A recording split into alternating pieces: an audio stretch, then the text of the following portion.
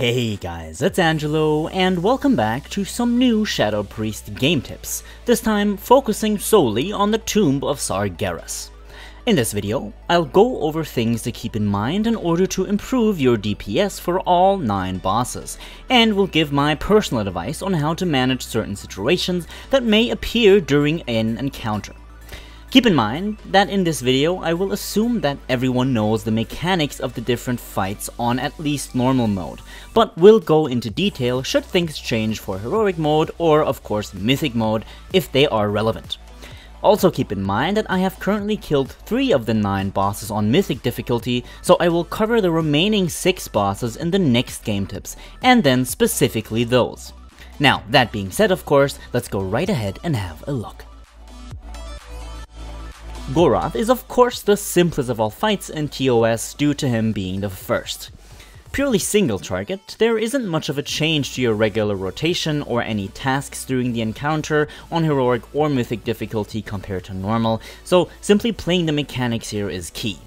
An important thing to keep in mind here is that you want to try and prevent your Void Torrent overlapping the Infernal Burning cast or the Crashing Comets. If you have a timer for when Goroth will start casting the Infernal Burning, you should try and get your Void Torrent through around 3 seconds before the cast begins, or you should push your Void Form long enough to be able to cast your Void Torrent once you make it behind the pillar. Apart from that, honestly, there is really not much to take into consideration here, as this is a pretty simple and easy fight for us. The Demonic Inquisition is probably one of the most fun bosses for any Shadow Priest, as it has an almost perfect environment for us to play in. If possible, and if you have the trinkets like Spectral Thurible or any other projectile-based trinket that requires you to position yourself properly, try positioning yourself so that your trinket damage, again only if it is projectile-based, will hit both Belak and Atrigan. This can easily be done by just standing slightly next to Belak, as Belak will never move and Atrigan casts his Bonesaw, which will kind of force you away from him. Also, be sure to interrupt Belak's Pangs of Guilt. This becomes especially important if you're using Cepha's Secret, which most of you will probably be using by now. The advantage of interrupting a target to proc Cephas is that your silence does not fall onto your global cooldown, meaning that you can chain it right after one of your casts or spells, or of course before one, and can continue casting or channeling right after, as if nothing had ever happened, only with the buff. Apart from that, if you're certain of your skills, you should use your Dispersion in order to maintain your Void form if you're at 100 Torment and have to go into the cage, or if you're already in the cage and need to come out. On Mythic difficulty, you want to be sure to dot up the adds that come out of the cages, as those will keep you in Void form for a lot longer. The adds, or rather the little adds, should always be priority for you, so be sure to target switch at all times. Next up, as the third boss in the raid, we have of course Harshit. Harshit is once more exceptionally simple for us as priests. Interrupt the Wave Menders for your Cephas proc, and be sure to stack up for the unchecked rage. Dot up all of the adds, including the gladiators if you can, but if they get killed too fast, only give them a Shadow Word Pain and execute them with your Shadow Word Death once in range. On Mythic, you will get the chance to dot up the eggs that become targetable after some time periodically throughout the fight, and if you're fast enough, you can do 2 things here. Dot up the egg that will be destroyed by your raid, and dot up the egg or the multiple eggs that will be allowed to hatch.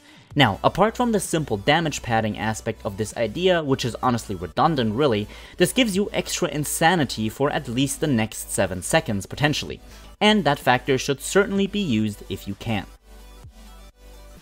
Up next we have Mistress Sabine. The Mistress is a pretty interesting fight for us once more. Even though it becomes very clustered at times, there are endless chances of proccing your Cephas here, and in fact this fight, along with Harshit, are the only 2 fights in the Tomb of Sargeras that let you maintain your Cephas proc on cooldown without any interruption. For this fight, of course you want to stand close enough to your raid in order to soak the spears and proc your Cephas by using your Mind Bomb. This has 2 advantages and 1 disadvantage. The advantages are that you can keep the proc on cooldown as I said, and that you can help your raid to control the eels or the murlocs if they spawn. The disadvantage is that your Mind Bomb is on your global cooldown, so you will have to spend a GCD for it, which may be risky once you are in higher Void Form stacks. Dispersion comes in pretty handy here though again, as you can disperse when the crashing wave comes in case you'll have to move a lot, or you can disperse while in Void Form if you have to run and soak an incoming spear, or if you have to stand within the jellyfishes to get a Murloc off of your back. The Sisters of the Moon are another relatively good fight for us, but our damage output won't begin shining until phase 2, also this fight is pretty simple for us in all fairness. Now, there aren't any chances here to proc your Cephas, but there are chances for you to cleave. Every Moon Talon that spawns should be your priority target and should be dotted up completely, along with the according sister. Even though a second Moon Talon spawning while the first is still alive is bad for your raid, it is most certainly an optimal scenario for you as a Shadow Priest. If this happens, dot up both Moon Talons and the sister and utilize your execute as much as possible, once one of the adds drop low. Apart from that, continue playing the fight as normal and try using your dispersion defensively here, as there isn't really much use for it to use it aggressively as you have in the previous fights. The Desolate Host is another great encounter for the Shadow Priest. Cephas Secret can be held on a relatively high uptime, but be sure to only interrupt the screams once the bone armor has been broken on the body plane should you find yourself on the soul plane of the fight. Try utilizing the braziers frequently in order to switch from the body phase to the soul phase frequently, in order to keep your dots running on the Priestess and her minions, as well as the Engine of Souls and the corresponding adds. You can let your dots drop from one of the two phases from time to time, but that's fine honestly. Try and position yourself close to the far left of the brazier frequently however, as this is where you'll be able to keep any add within the fight in your range. This does not work on the far right side of the room, as you will only have the body plane in range, but not the soul plane enemies. Once the Desolate Host spawns, which is at 30% of the Priestess and the Engine of Souls, you will be pretty much in paradise when it comes to fighting and cleaving, as you'll have plenty of dot uptime on either 2 of the 3 bosses, or if you're comfortable enough switching phases quickly, even on all 3 if they are all alive. The Maiden of Vigilance is honestly a rather dull and, well, unfair fight for Shadow Priests. As there are no adds for you to cleave, Void Forms will be held pretty short, and as there is a lot of movement involved, you can't really stand still and channel a lot of damage. The only real advice I can give you here is that you save your dispersion for the transition, once the Maiden switches the sides of the room.